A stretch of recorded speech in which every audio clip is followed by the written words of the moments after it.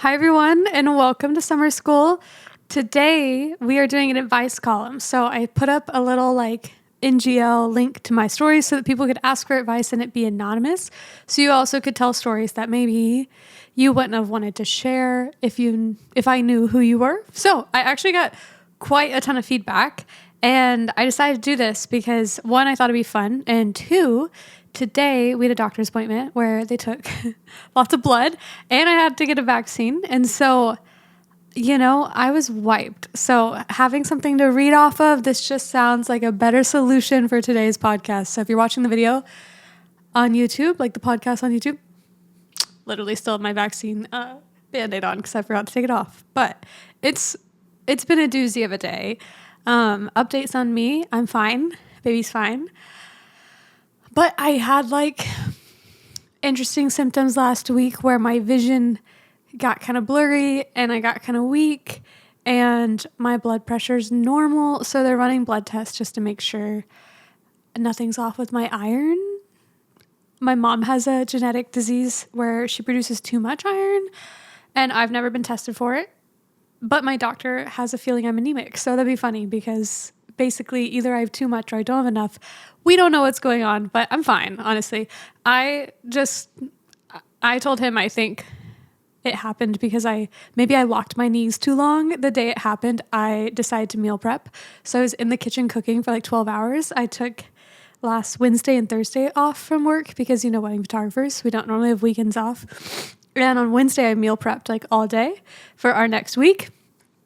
And I literally was on my feet for 12 hours pregnant. So I don't know. Maybe I just overexerted myself and maybe there's nothing wrong. But moral of the story, don't cook for that long, I guess. Pregnant. Who knows? But yeah, we're getting all the tests ran to make sure I'm okay. So yeah, I'm a little low energy. So if the podcast has any sort of tone like that, I'm trying to rally and it's 5 p.m. and the sun's going down. So I have to podcast at this point, but it's been an interesting past couple of days. But updates on us. I feel like I already shared this in the last podcast, but we have had our last wedding.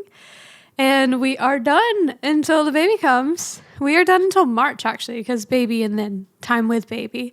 So we are literally done. We are I guess, technically on maternity leave is what I like to call it. But I'm not at all on maternity leave because I'm still working. I won't probably stop working until maybe 2 weeks before birth. Who knows? But I enjoy working. It brings me joy. That's why I do what I do. I love it. So now we're doing everything that's not shooting weddings. So I still have my coaching program running. We're going to launch mentorships for the month of November just for fun. I don't know. Thought it'd be fun while I'm not shooting to fill up the schedule just a little bit more. So if you're interested, definitely hit me up. We're going to have, I guess, mini mentorships because I used to do 2 to 3 hour mentorships. They're about $500 and you could kind of ask whatever you want. Mentorships are definitely a little more creative, normally focused than the coaching program, which is a full 3-month business coaching program. And I haven't had mentorships in almost a year, 9 months maybe, because I decided to not run them during the coaching program. And so now that the coaching program is wrapping at the end of November, thought it could be fun to open a few slots for a couple mentorships just because why not? So, I have less to do right now. I am pregnant, but I have less work. So I thought it would be great use of time to help people out. So if you're interested in mentorships, they will have to be mini because I currently can't sit for more than 45 minutes to an hour without a little bit of rib pain. That's just, I have a small body, small torso, so it's just a part of my journey. But I thought maybe 1 hour mentorships would be really fun. So, and it would bring them down to a price point that's really approachable for beginners. So definitely hit me up. They should be launching soon. And they should be running the month of November. Maybe into the first week of December, just depending on how I'm feeling. I've never had a child, so I have no idea at what point I will need to call it quits. But yeah, that's little updates on us. We got out a gallery this weekend, delivered a wedding gallery. We only have 2 wedding galleries left to deliver, and I'm hoping to just knock those out soon so that we can focus only on preparing for baby slash the rest of the education that is to come, the mentorships and wrapping up the coaching program and giving them my all in the month of November. So it'll be crazy to have a fully wrapped editing queue. I don't know, in the past at least 3 years or more, maybe 5. I don't know if I've never had something to edit. And we're about to not have something to edit for like 4 months, which is gonna be crazy. So I don't even know how to feel. I mean, I'm sure I will take photos of myself or maybe take like smaller shoots, maybe.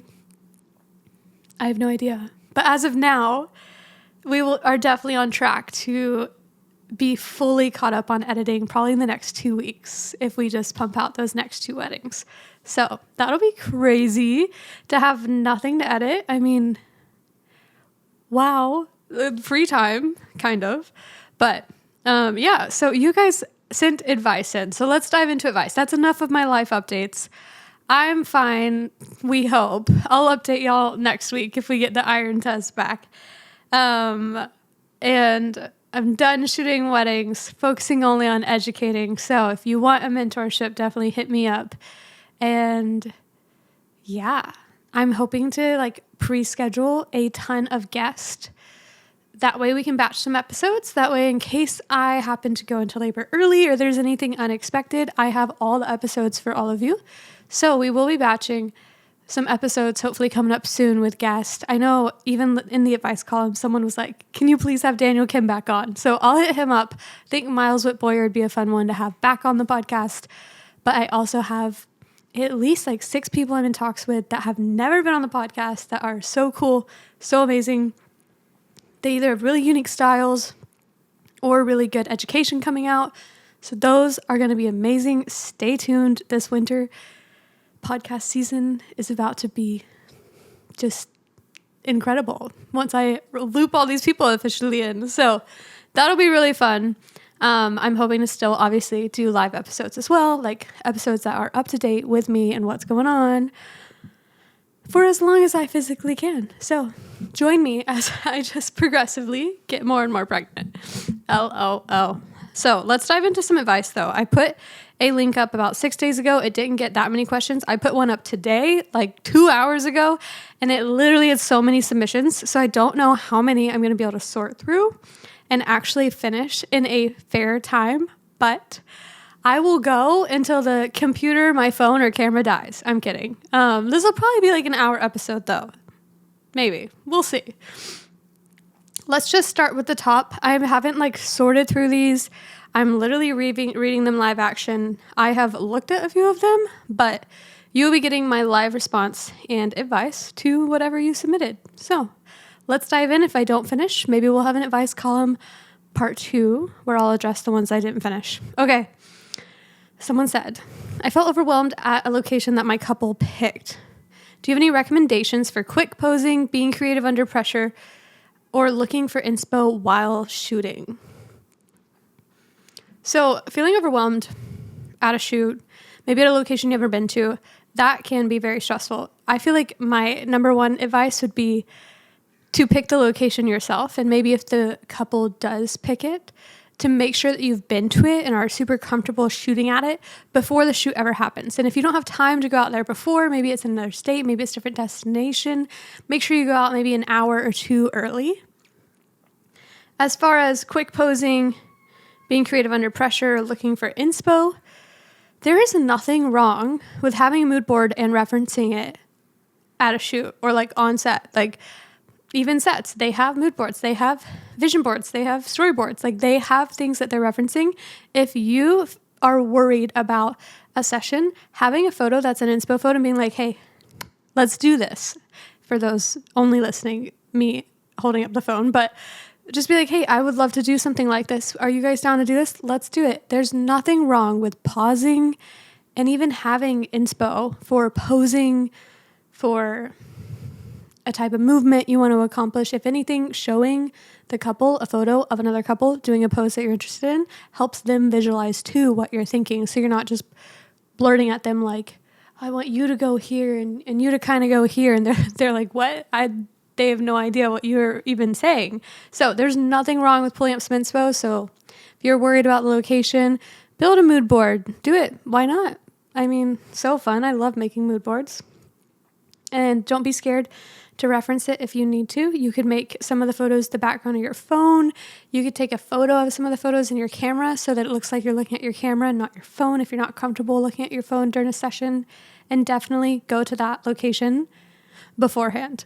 And honestly, like, my couples don't pick their locations. So maybe implement that as well. Like, you can't guide someone through something or help them make a decision if you're not, how am I trying to word this? Like, you can't be the one in charge of the location if you're not the one also guiding them through the process of showing them that you're the one in charge of the location. So what I mean by that is, like, with me, with my engagement sessions, everything is a very collaborative process. I am involved with every decision.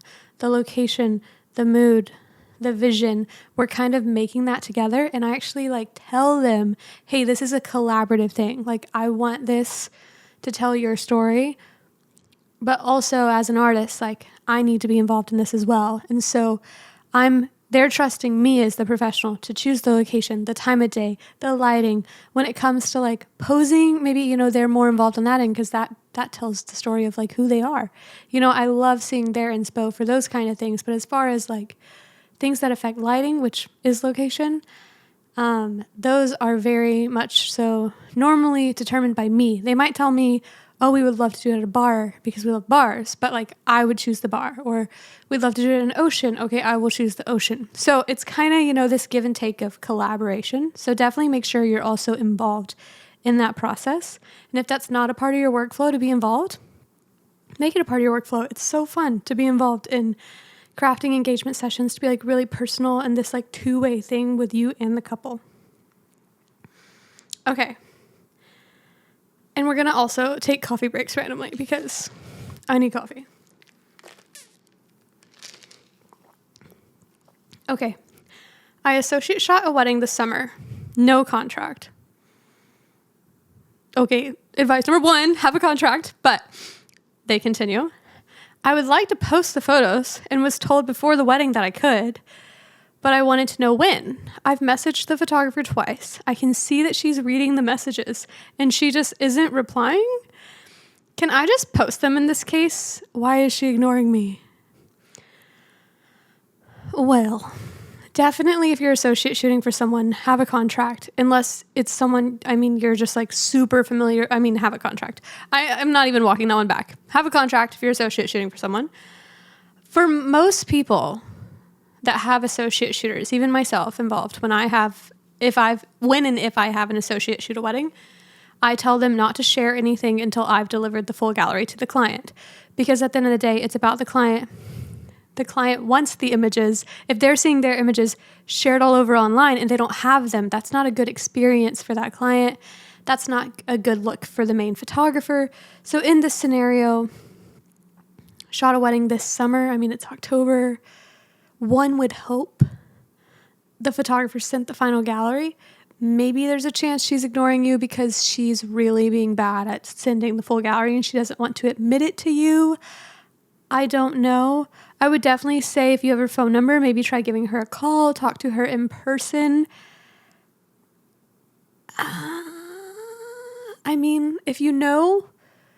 You probably don't follow the client online, but if you can tell if the final gallery has been delivered in any capacity, then I'd say go ahead and feel free to post. And if she's not responding, I'm sorry, but that's her fault for not responding. If she's reading the messages and choosing not to respond, honestly, at that point, you are not liable. But maybe give it another month. You don't want to step on any toes. You don't want to upset someone that is willing to hire you as an associate. For a lot of people, associate pay is great. So definitely try and give her a call. But reading messages and not responding is a little sus, but you never know what's going on in people's lives. So Maybe give them another week or two, maybe give them a ring. Without a contract, it's really hard to know. So definitely if you shoot for them again, get a contract and clarify this ahead of time, because nothing's worse than just poor communication on the back end. Okay.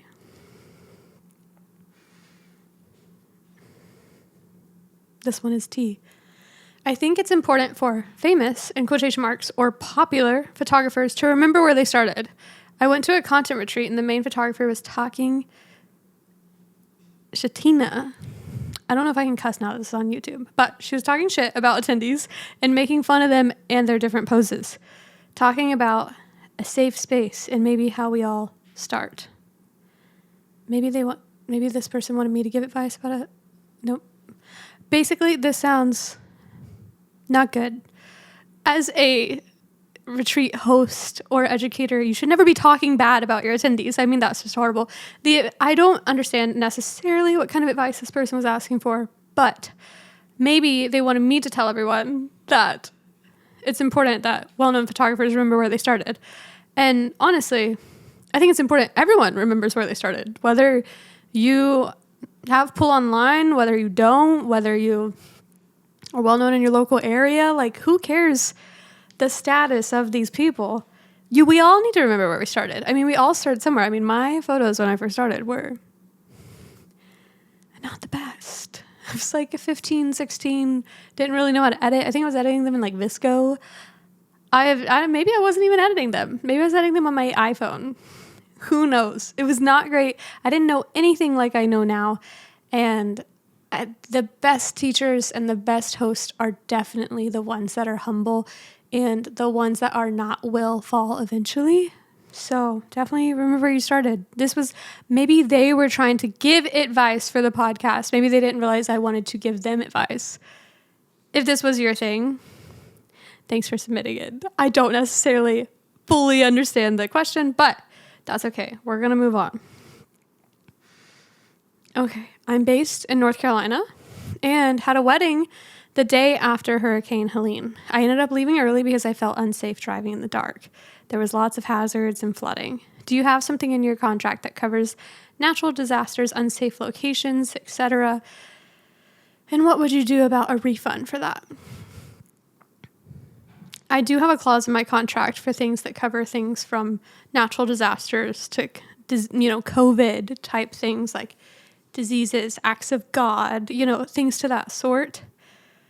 As far as a refund, technically, if that were in your contract or in my scenario, there would be no refund necessary because the contract would uphold that it was an unsafe environment and I needed to go. But where it does get messy is, was it unsafe to shoot the wedding?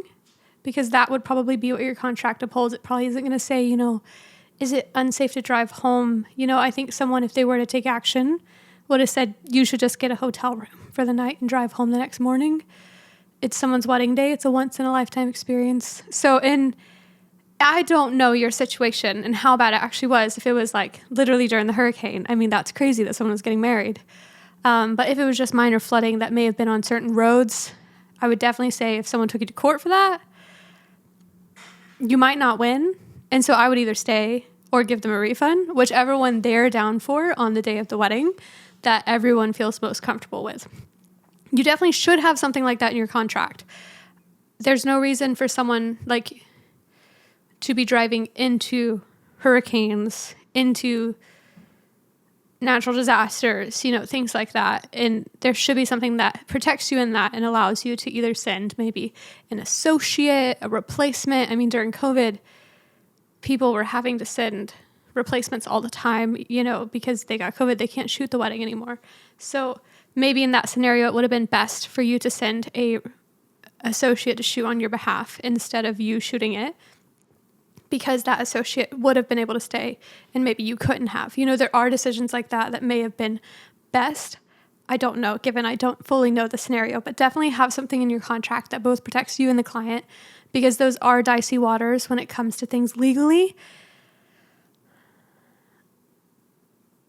Legally, my contract, I actually don't know who mine is actively from, but I'm pretty sure my contract was built off of one of the Legal Pages contracts, and I'm pretty sure it's Legal Page, like Paige, like the name, not the like book page.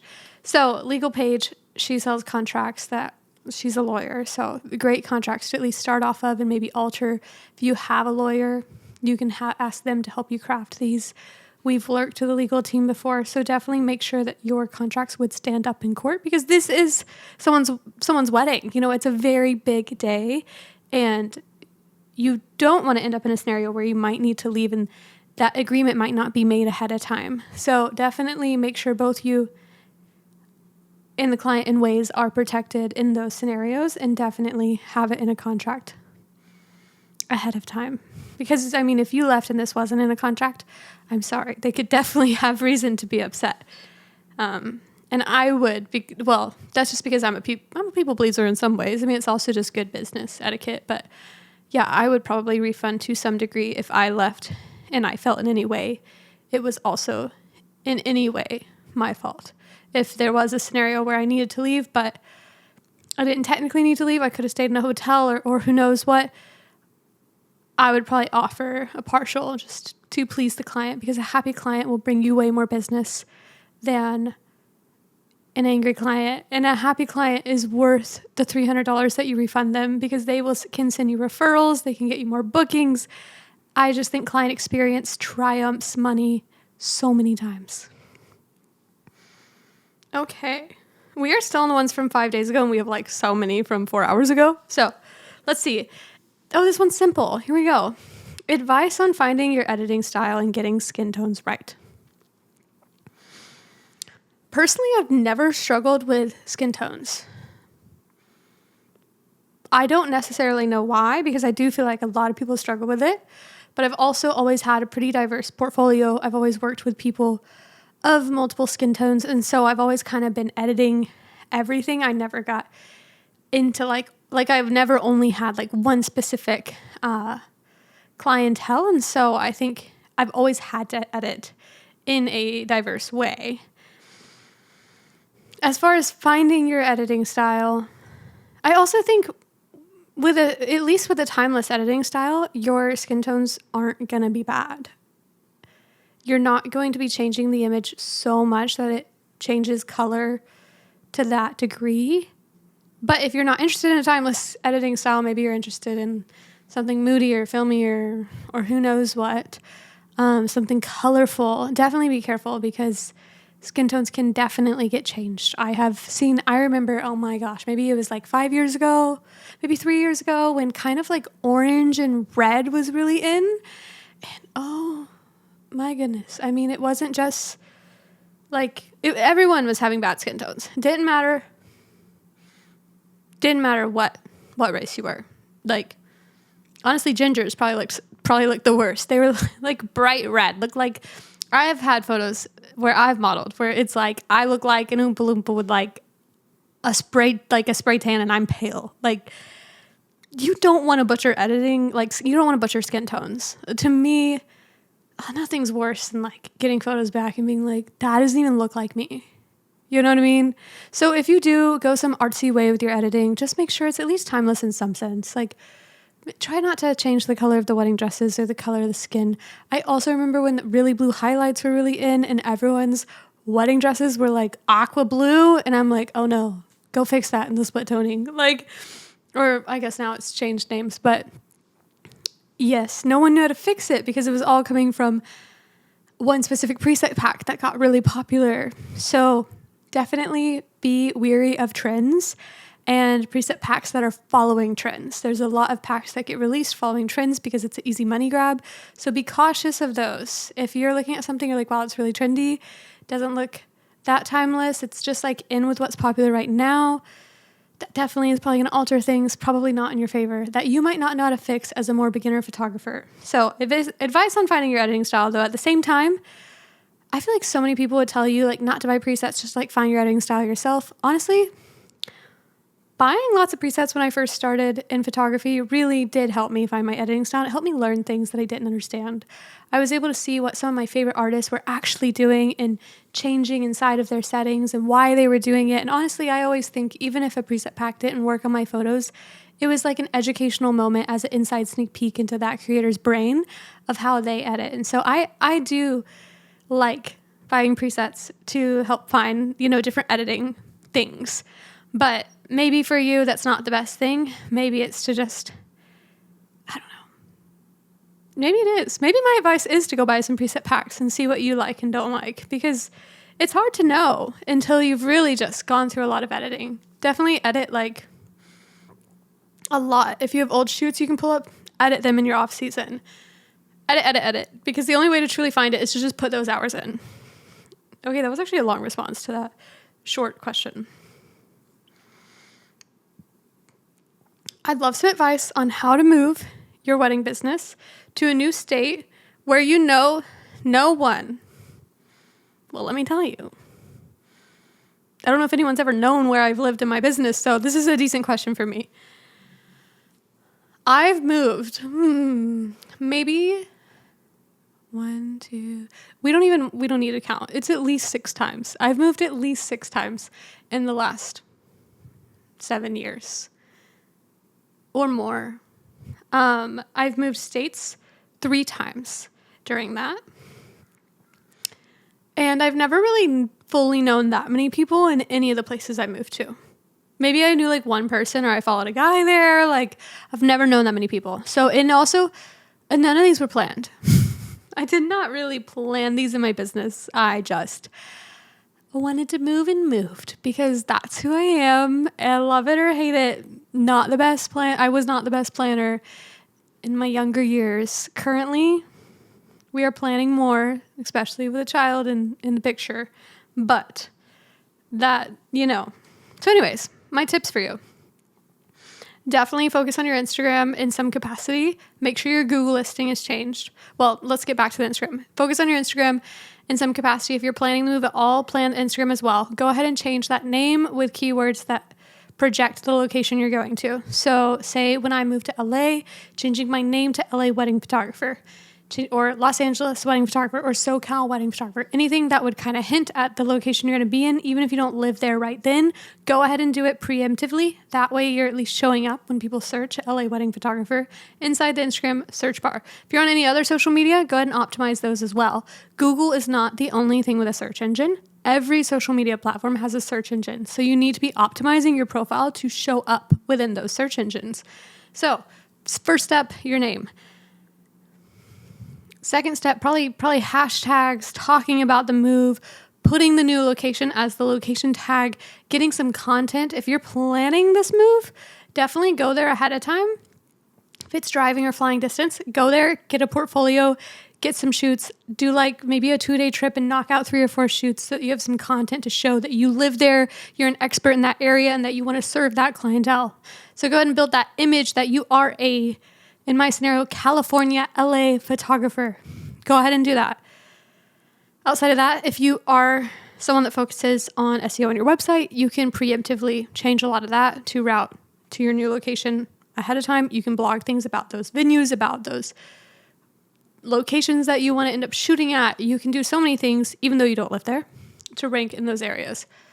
Your Google listing, you could change that ahead of time, change that location inside of your Google listing. You know how you have a spot on a map? You can change that to Los Angeles. I'm not saying you're moving to Los Angeles. I'm just referencing myself in my last move.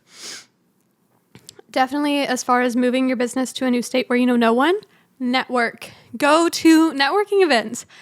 Socialize. Literally go to as many things as you can. Find photographers online that live in that area. Hit them up. Ask them to get coffee when you move. Be outgoing. It's your time to say yes to new experiences and new people and new things, because you are new and you need those things, those people, and those experiences in your life. So network, find events. There is a company called WIPA, W-I-P-A, or W-I-P-P-A. They have events, galas in most larger cities and states across America. There's wedding shows. There's more private groups, Facebook groups. There are groups that get together, grab coffee, network. in the photography industry, in the wedding industry, all over. You search, you find. If you find one event, you will get invited to more. Trust me, I went to so many in LA when we moved here. I was at a different black tie event like every month that we lived here, once we moved here, like for like 6 months. For like 6 months, it was like a different event. It was crazy. They were so fun. I met so many people. I would probably be going to them now if I wasn't pregnant, but definitely network.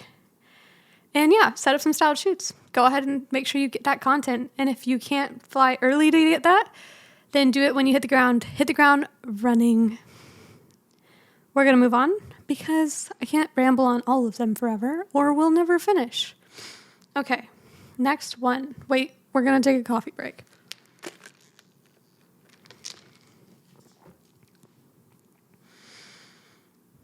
Okay, this one is, I like this one. A bride wasn't happy with how her makeup looked day of and is now asking me to Photoshop lipstick on her and make her look thinner. I have a clause in my contract saying, while I will remove a pimple or stray hair, I don't change people's appearances with Photoshop, but it still feels uncomfy. I have not actually ran across this scenario.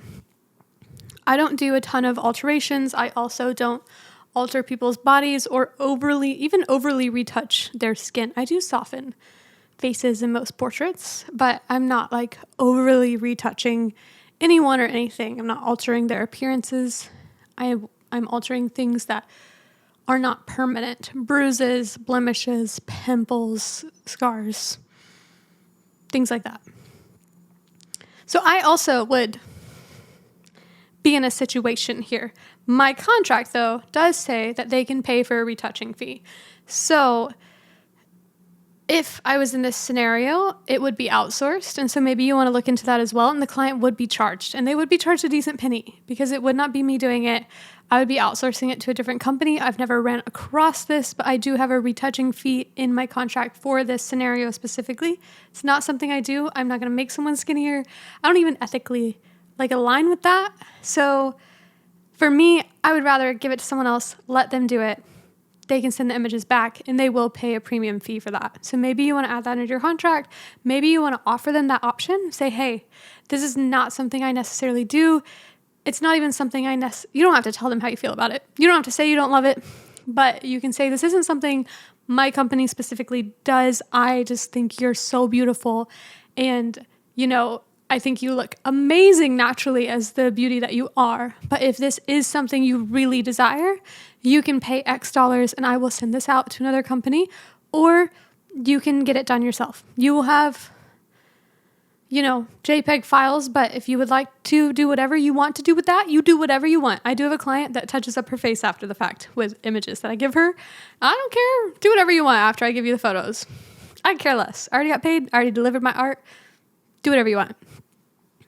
Don't tag me if you make the edit weird.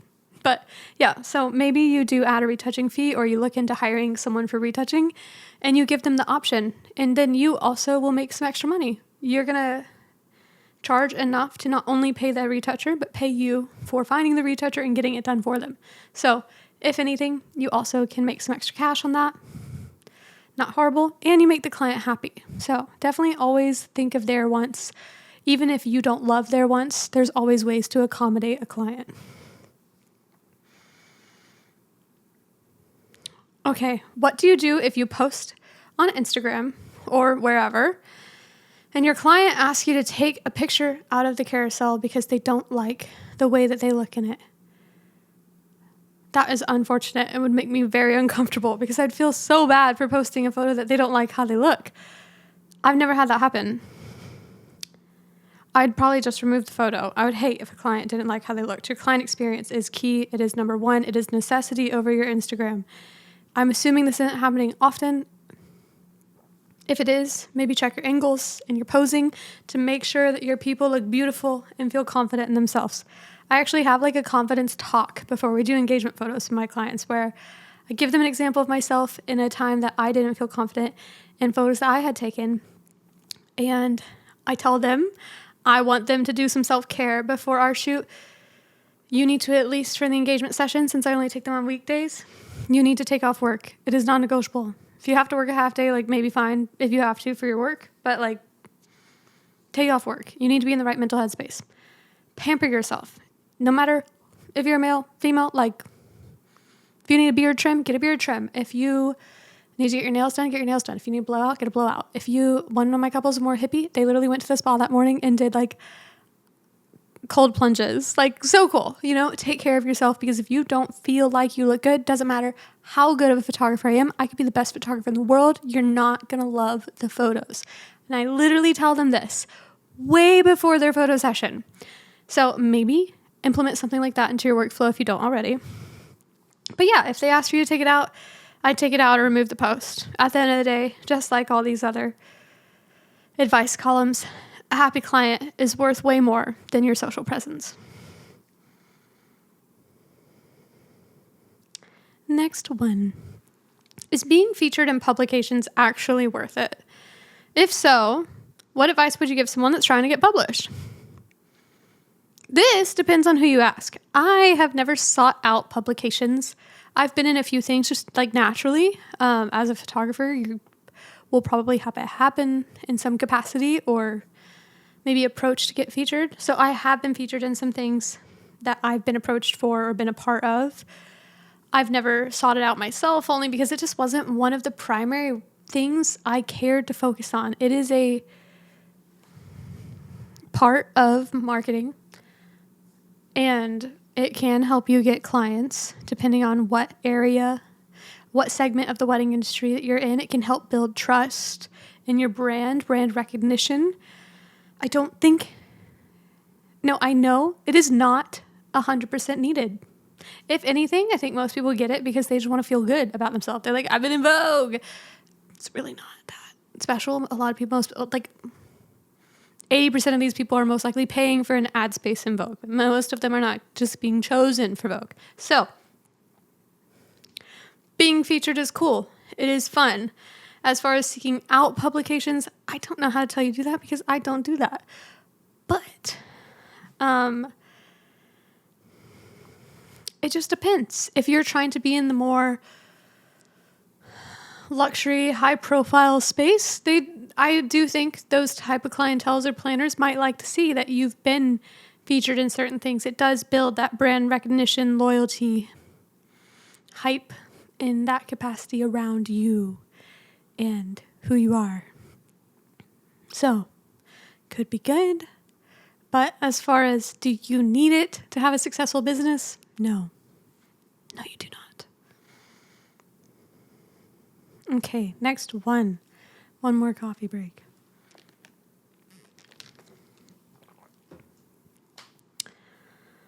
Okay, and also I'm talking so fast because I actually want to hit most of these, but it's already been 37 minutes-ish. So anyways, if you feel like I'm talking too fast, I'm sorry. Okay, next one. Lately I've been feeling like the gap between what my work currently looks like versus what I want my work to look like is huge. Do you have any tips? I mean, I wish I knew what your work looks like and what you want it to look like, and I would definitely have tips. I think that's amazing that you recognize that and that you want to grow, because I think nothing is worse than people who are content and complacent and are not in a place of continuing to want to grow and further themselves in their art, business, passions. Nothing is worse. Always seek growth. So I love that you at least recognize that. I think that's like huge. That's step number one right there. I'd say if anything, just really like do your research. I think that would be my number one tip of advice. Do your research. Figure out what is it about the work that you're liking that is different from yours, because you can definitely get there. Set up some free shoots, experiment, figure out how to get there, but you need to know the difference in that. Is it an approach? Is it an editing style? Is it posing? What's the difference? And what can you do right now to start implementing some of those differences if that's where you want to go in your business and your art? From there, after 10 years of photography, I still hate editing. Do you have any suggestions to make editing feel easier, faster, or less painful? Oh, well, you could get an editor. That was just the first thing that popped into my mind. I don't have an editor. I mean, Jake is currently editing some for us, but we're basically the same person. So I don't consider that the same as like outsourcing it to a random company. He's editing some for us because I cannot sit for long enough to edit galleries fast enough. So he'll edit, I'll do like final reviews, and then we also use AI. So like we are doing all the things to like simplify editing in ways. So we start with narrative culling. We do run it through my base edit inside of narrative. Then we hand edit every picture still, and then I do a review and add all the black and whites, and then we export. And I love it because now I can do the review in maybe like 4 hours, and I'm not sitting at a computer for 20 hours. So maybe you do have an editor of some sort, or you use an AI system, Narrative, Imagine, Aftershoot. There's so many out there that are really good. So maybe you approach doing an AI editing system for at least your base edit of your images. It'll cut down hopefully at least half of the time that you're spending. And then you still have the final touch, the final hand, the final say on everything, but you're not behind the computer for like 20 hours. So yeah, I hope that helps. Definitely use all the tools that are available to you, and maybe consider having some sort of maybe outsourced editing if it's something that would actually really benefit you. Let's see. We have 2 left. Here we go. I've had several friends book me to photograph their own weddings, and while I'm so excited and honored, I also feel a little unsure of how to balance the lines between friend and client, and possibly how to set boundaries. Well, let me tell you, I don't have a ton of advice for you because I hate shooting for friends or family. It's not something I do. If I shoot, the only time within the last 3 years I've shot for a friend, I've done it for free. Because I'd rather just do it for free than charge them and it be weird. I would rather just gift it to them. If they're a good enough friend to me that I would be invited to the wedding anyways, then I will gift you my services. So I don't love shooting for friends. I actually don't even love shooting for people I know. My favorite clients are strangers. I love shooting for strangers. I don't know what it is. I think some of it might actually also have to do with like the psychology behind like respect. I don't know if this is going to make sense, but me and Jake have reflected on it in the sense of even with his own music, you know, his friends will never be his biggest fan as a rock star, like as a musician. It's going to be people that like don't know him and like obsess and like, oh my gosh, I love your music. Because when you're a friend, you know them so personally, it takes away that like mystery factor and that grandiose factor that is normally there. And so, yeah, shooting for a friend, you know, that barrier of like respect, I do feel like is minimized some. I just don't love that. So I don't know. If I'm going to shoot for a friend, it's going to be for free, which is not the advice I'm giving for you because I have a ton of people in my life who make a ton of money shooting for like all their random college friends and all those things. So don't do that, I guess. But I do enjoy shooting for my close friends as a gift to them. It's more fulfilling for me to gift that to them than for me to try to figure out how to charge them and balance that weird nitty gritty. Boundary wise, see, I don't have a ton of answers to you for that because I don't enjoy it and I don't do it. I literally do.